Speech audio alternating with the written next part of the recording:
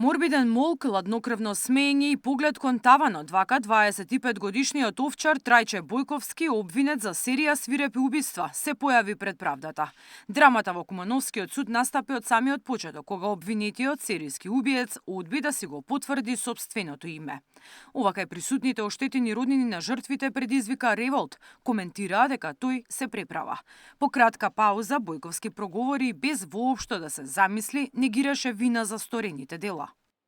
Обвинителството тврди дека се работи за случај без преседан, каде доминантен мотив била некрофилијата, но бруталните детали за убиствата на 4 немокни жени денеска добија шокантен пресврт. Обвинетиот Трајче Бојковски целосно ја негираше вината, пошто неговиот адвокат веднаш му го откажа полномошното, па судењето за хоророт во Кумановско е одложен за 31 август. Обвинителот Љубомир Лапе го квалификуваше случајот како монструозно дело со кое судот се нема соочено никогаш во Македонија, па дури ни во југословенската пракса.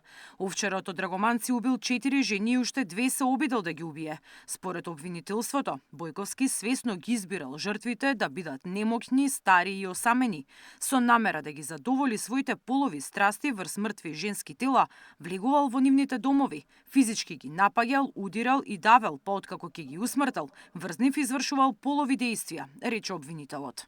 Подготвувајќи се за ова судење и уште во фаза на истрага проучував судска пракса од бивша Југославија навака и да, имало неколку серијски убици, меѓутоа не сретнав случај каде што доминантен мотив за сторување на кривичните дела била некрофилијата. Во светска пракса има неколку такви случаи кои ги анализирав и ги искористив на некој начин за да поставам обвинението и теоријата на случај во овој предмет.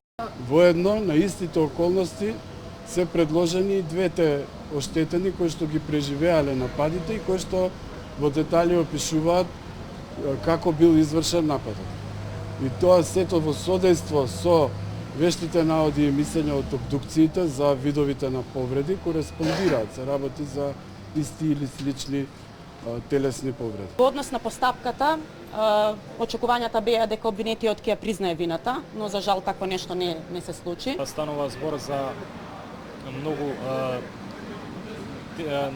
на дрзок начин и суров начин извршување на овие кривични дела, така да очекувам судот да му определи максимална казна на обвинетиот. Адвокатот на обвинетиот серијски убиец се откажа од полномошното да го брани, бидејќи обвинетиот одбил да признае вина како што претходно се договориле. Тој не сакаше да открие детали поради кои причини обвинетиот направил ваков потек за да не му наштети во понатамошната постапка.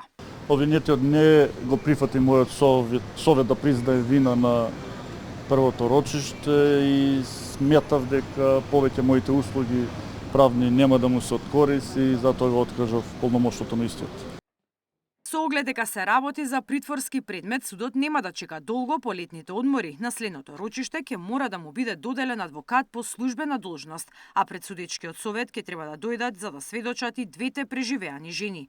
Во вишето јавно обвинителство во Скопје се води постапка и за докторите кои што не знаеле да проценат дека смртта на некој од жените била насилна, па тие биле закопани како да починале од природна смрт, пошто следуваше ексхумација за да се поврзат делата на серијскиот убиец.